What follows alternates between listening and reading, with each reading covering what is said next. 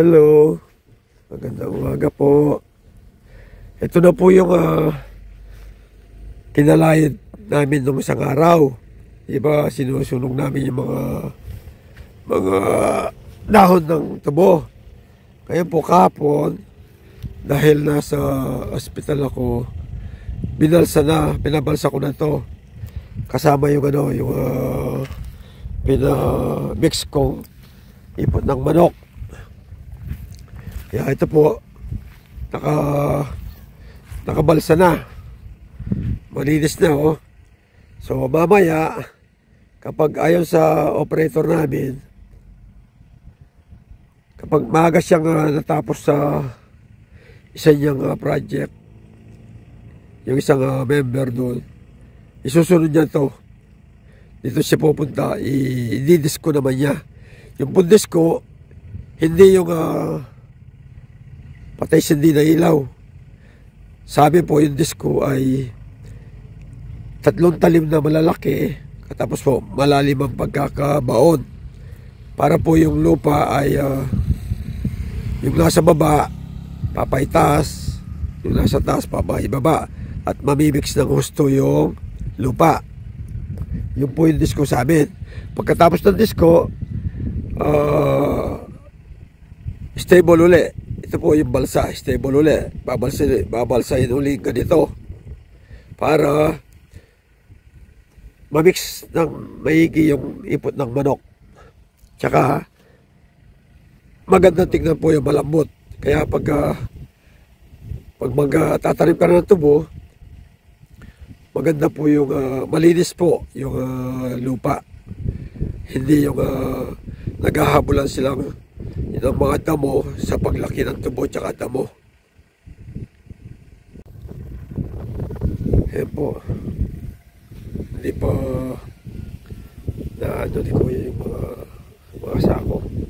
Sabi ko, yung puti sako na yun, pinaganuan ng ipon ng manok. Kasi magagamit yan sa lalagyan ng tip-tip o cuttings.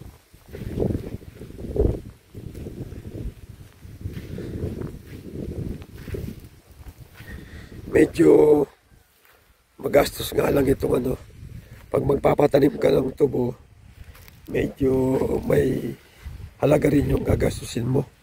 Kasi nga po, sa land preparation pa lang, malaki na yung gastos. Tulad nito, yung kalaykay, bali 3,000. Tapos itong balsa, 2,000 per hectare. Ito, mahigit na kulang-kulang 2 hektarya. So, magiging 4,000. Magiging yun 7,000 na. Katapos yung disco, 2,000 yung yung stable, yung balsa. Dodoblin mo yun. Magiging 4,000 per hektar. So, kung 2 hektarya, 8,000 po yung 2 hektarya sa disco. Katapos nun, pagkatapos ng disco, stable uli, balsa, na 4,000. O, kano na yun? Pagkatapos nun, maggagawa ng dayos. Yun po, yung linya, magtatanim na nun. Yun po, may bayad din yun. Siguro mga 4,000 din. Ang bayad sa paggawa ng linya. Traktor kasi gagawa. Katapos, yung magtatanim ng tubo, babayaran mo ng 50 pesos per bags. Tulad nito, ay 200 bags ang inilangan ko dito. So, 200 times 5, hindi 10,000. Ngayon, maliban pa doon, yung binili kong tip-tip, yung cuttings, let's say 150 per bags na lang. Sa 200, hindi 30,000.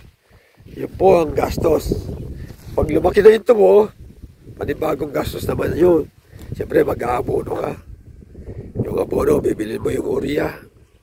Ito siguro kakain ng mga 20 bags. So, 1,500. Yun po. Yun po yung gastos ng pagtatanim ng tubo. Pero pag susunod na taon, pag raton na, yung tinatawag na raton, yung pulpul, wala nang gasinong gastos kasi po, linisin mo yung katas tutubo, abonohan mo na lang. Yung gastos mo doon, yung pag-aabono, yung pagbili ng abono, fertilizer, at saka yung upa sa pagsusuyod. Kasi po, susuyo rin ng ano yun, ng kalabaw o kaya traktora. Yun po, konti na lang gastos. Wala na siguro 20,000. So yun po, ganun po ang pagtatanim ng tubo dito sa amin. Kaya po,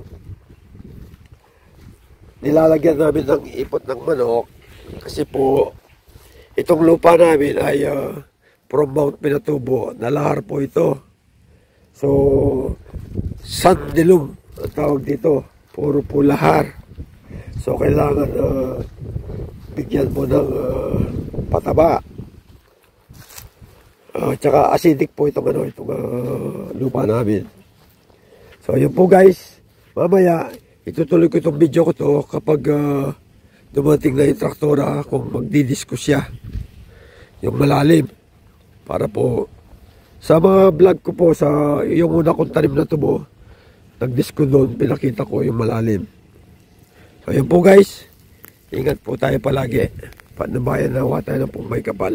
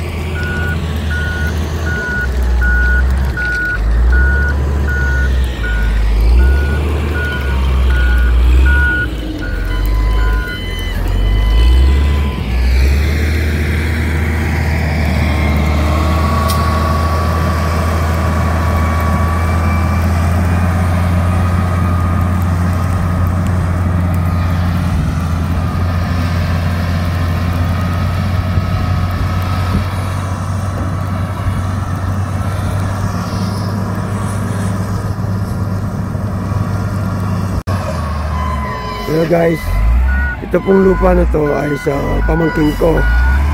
Ngayon po, may usapan kami. Ipapatag ko, re-rentahan ko sa kanya. Ako magre-renta sa kanya. Kaso ito nga maraming talahib. Tsaka merong portion na malalim. Ayun po, medyo malalim yung itong lugar na pinagsanugan ko ng tubo ay ng talahib. Malalim na portion po yan. So ito, nag-hire ako ng payloader para matanggal itong talahib. Ayan po yung talahib po. Kasi kung hindi mo tatanggalan itong talahib na to, mauna pang lalaki yung talahib kaysa tabo. Magtataba ng talahib, oh.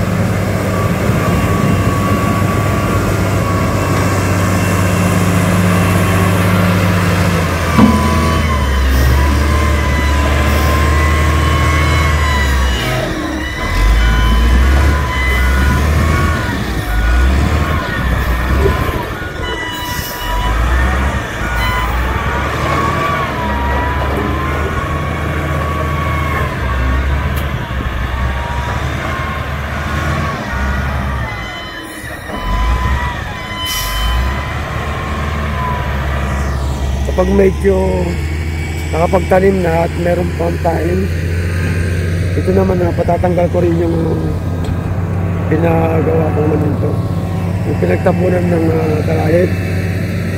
Pag ano ilalagay ko sa boundary kaya dito sa malalim na portion. Ang importante nito, matanggal muna yung makapal na talahib na ito. Sayang kasi itong makapal na talahib nito, kahit na 2,000 square meter meron siya. Pero kung matatamunan mo ng tubo ito, mataba kasi yung lupa dito. Hindi tulad ko sa bandang itaas, lahar ito, labok. Mataba ang lupa dito. Kita kasi sa kitang kita kasi sa mga talahib. Kaya maganda pong taniman ng sugar cane ito. Ito po guys, i-disco na yung kanina, yung sabi ko minalsa na. Ngayon, ito naman disco, yung tatlong talim. Ayan po yung tatlong talim na malaking talim.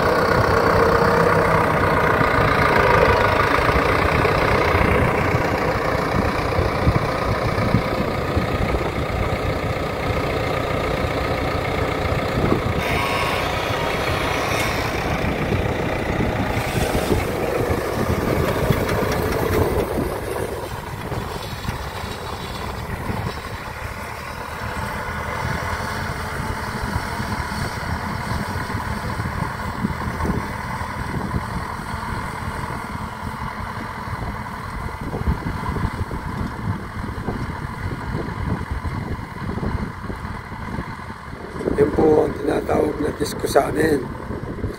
Tatlong malalaking talim, malalim ang pagkakabaon para ma-mix maigi yung lupa tsaka yung in-apply kong chicken manure.